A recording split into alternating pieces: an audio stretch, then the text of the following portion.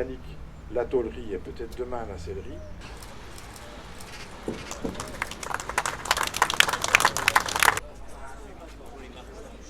Alain, parlez-nous un peu de ce label. Alors, ce label donc, qui a été initié par la Fédération française des véhicules d'époque, ce label consiste à accompagner les collectionneurs et les clubs qui veulent faire des balades, des road trips, en leur mettant à disposition des parkings privatifs naturellement sur réservation, et ensuite toute là, je dirais, tout ce qui tourne autour du patrimoine bâti, voire industriel de la ville ou du village qu'ils viennent de visiter, avec les métiers de bouche, la restauration. Donc ça veut dire que, en gros, ça génère quand même un chiffre d'affaires important pour les communes ou les villes.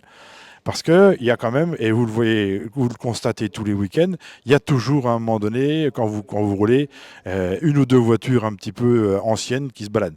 Donc les collectionneurs et les clubs sont très très très demandeurs de cette démarche. Combien de villes labellisées en France? Alors comme je vous l'ai dit, 153 dossiers acceptés, donc 153 villes et villages, et aujourd'hui 253, et aujourd'hui 182 qui ont été, comme on a fait ce matin, labellisés et concrétisés. Voilà. On va être un petit peu chauvin. Montbéliard, Sochaux, c'est quand même plus symbolique qu'ailleurs, non?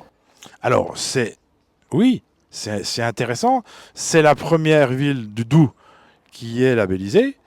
Donc c'est vrai que le fait que Sochaux-Montbéliard soit la première du Doubs, ça marque aussi l'intérêt du patrimoine bâti et du patrimoine industriel qui est, je dirais, vraiment essentiel et qui ne se retrouve pas ailleurs.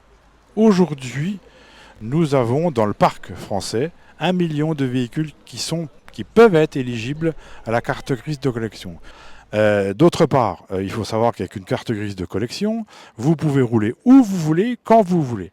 Donc, on s'affranchit complètement des notions de ZFE, je le rappelle, zone à faible émission, dans les grandes villes. Donc, c'est aussi pour ça, c'est un petit peu pour contrebalancer en disant, OK, il y a les ZFE, mais on a quand même dans la population une part je dirais, de la population qui est très, très, très intéressée. Et on se rend compte que tous les dimanches, il y a toujours des rassemblements aux quatre coins de la France.